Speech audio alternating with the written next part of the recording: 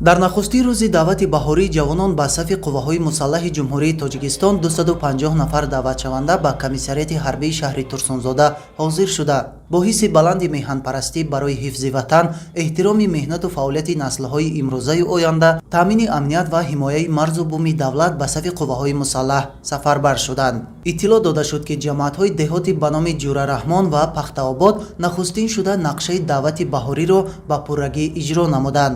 дар маросими гусели навазкарон ба сафи қувваҳои мусаллаҳи ҷумҳурии Тоҷикистон роҳбарияти шаҳр, падару модарони даъватшудагон ва дигарон иштирок намуда ба онҳо барои иҷрои рисолати фарзандӣ ва қарзи шаҳрвандиашон комёбиҳо орзу намуданд. ҳамасола барои дастгирии ҷавонон дар назди ташкилоти ҷамъиятии мададгори мудофиаи ҷумҳурии Тоҷикистон барои қувваҳои мусаллаҳи мамлакат мутахассисони техникӣ омода гардида бо шаҳодатномаи ронандагии ройгон таъмин карда мешаванд.